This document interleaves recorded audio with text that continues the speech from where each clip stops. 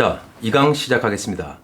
얼마 전 영화 포스터에 나와 있는 문구에 이런 내용이 있었습니다. 얘들아, 힘들지? 그런데 앞으로 더 힘들 거야. 이런 식의 자극적인 내용이 있었죠. 그런데 어떻게 보면 맞는 말입니다. 사회생활, 경제활동, 그리고 또 애를 낳고 키우면서 가정생활을 하는 많은 어른들은 잘 아실 겁니다. 얼마나 이 사회가 무섭고 냉혹한지를요. 그래서 많은 사람들이 학창시절로 돌아가고 싶다고 꿈을 꾸기도 합니다. 하지만 현재 학교에서 공부를 하고 취업과 사회에 나올 준비를 하고 있는 학생들도 정말 열심히 공부를 하면서도 얼마나 조마조마하고 불안할까요? 과연 취업이 될까? 그리고 돈을 벌어서 집 한 채라도 살 수 있을까 하고 말이죠. 앞으로 다가올 4차 산업시대와 그 세상은 과연 어떤 일들이 주어지고 우리는 또 어떤 세상에서 살아가게 될까요? 혹자들은 인공지능과 로봇이 지금 우리가 하고 있는 일의 50% 이상을 대체할 것이라고 말하기도 합니다. 아니, 또 어떤 책에서는 60%, 70%, 80% 이상 인공지능이 대체할 수 있다고도 하죠. 어떻게 됐든 세상의 대부분의 일들이 인공지능과 로봇이 대체할 수 있다는 것에 이견이 없을 것입니다.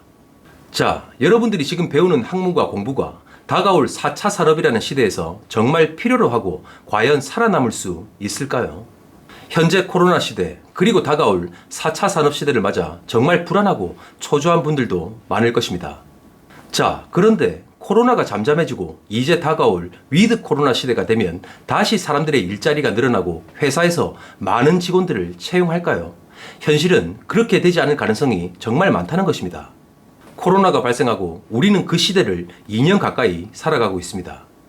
그동안의 많은 회사와 각종 업계는 향후 사람들을 대체할 만한 인공지능 장비와 시스템을 구축하고 있었다는 거죠. 그것이 우리가 맞이할 4차 산업 시대라는 것입니다.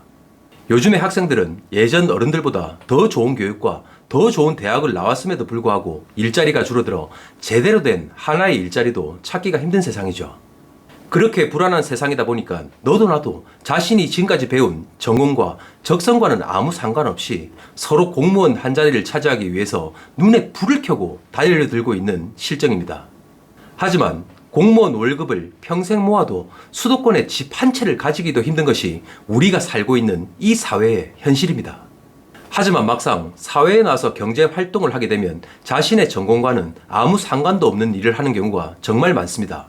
이제는 정말 선택과 집중이 중요한 시대인 것 같습니다. 저도 음악을 좋아하고 한국사, 세계사 등 역사에도 관심이 많습니다. 그런데 막상 현실은 추심 업무를 하고 있다는 거죠. 하지만 그건 어떻게 보면 당연한 거라고 생각을 합니다. 자신과 그리고 가족을 지키기 위해서는 어쩔 수 없이 돈을 벌어야 하겠죠. 그리고 그 돈이 없으면 정말 발 뻗고 가족들과 잠을 잘 공간도 마련하지 못하는 것이 우리 사회의 현실이니까 말입니다. 그래서 저는 4차 산업시대에 인공지능과 로봇이 절대 대체할 수 없는 직업을 소개하고 그 직업과 업무에 대해서 알려드리고자 합니다. 자, 그것이 제가 일을 하고 있는 신용정보회사, 즉 추심이라는 직업인 것입니다. 4차 산업시대는 빅데이터를 기반으로 많은 산업들이 생겨나고 기존 반복적이고 단순한 직업들은 도태돼갈 것이 뻔하죠. 하지만 추심이라는 직업은 4차 산업시대에 로봇이 절대 대체할 수 없는 직업군입니다. 자, 왜 그런지 같이 한번 보시죠. 2020년도 기준 우리나라 법원에 접수된 소송사건, 즉 민사, 형사, 가사, 행정 등의 소송사건의 건수가 1000만 건이 넘습니다.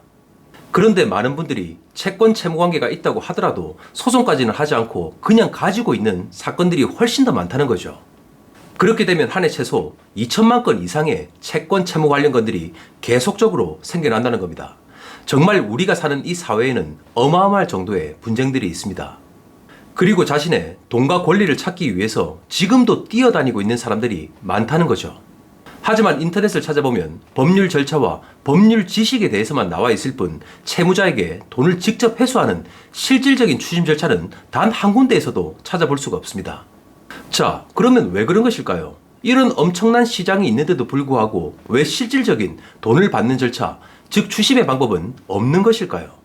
그 이유는 너무나도 많은 경우의 수가 존재해서 데이터로 남기기가 힘들다는 겁니다.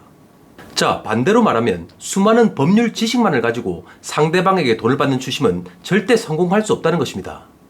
추심은 해결하려는 사람의 열정과 진념, 감정과 느낌 등의 복합적인 노하우가 추심 성공의 열쇠이기 때문에 그것을 데이터로 남길 수 없는 부분이죠. 그렇다 보니까 인터넷에 추심으로 검색을 하면 모든 업체에서 전부 광고만 하고 있다는 것을 쉽게 볼 수 있을 겁니다. 옛말에 10길 물속은 알아도 한 길 사람 속은 모른다는 말처럼 추심 업무도 똑같습니다. 자, 한 해 1000만 건의 채권 채무 관련 사건이 생겼다고 해보겠습니다. 그럼 그 사건에 따른 채권자와 채무자가 있겠죠. 그럼 2천만 명이 넘는 사람들이 채권 채무 관계에서 서로 줄다리기를 하고 있는 겁니다. 자, 그리고 그 사건 한 건 한 건마다 발생된 사연과 진행 과정이 다르겠죠. 그리고 그 사람들의 살아온 과정과 생활 수준, 경제활동, 가치관, 성격 등에 따라서도 해결하는 방법이 전부 다 다르다는 겁니다. 또한 대화에서 나오는 단어 하나, 또 말투와 억양 하나로 상대방과의 협상과 합의가 되지 않는 경우도 존재한다는 겁니다. 그만큼 수십억 가지의 경우의 수가 생기는 것이 사람 마음을 움직이는 추심 업무라는 것입니다.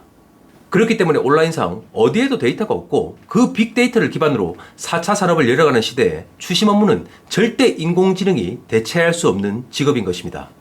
자, 그래서 저는 이 세상이 멸망할 때까지 절대 없어지지 않을 추심 업무를 많은 분들에게 알려드리고 싶은 것입니다.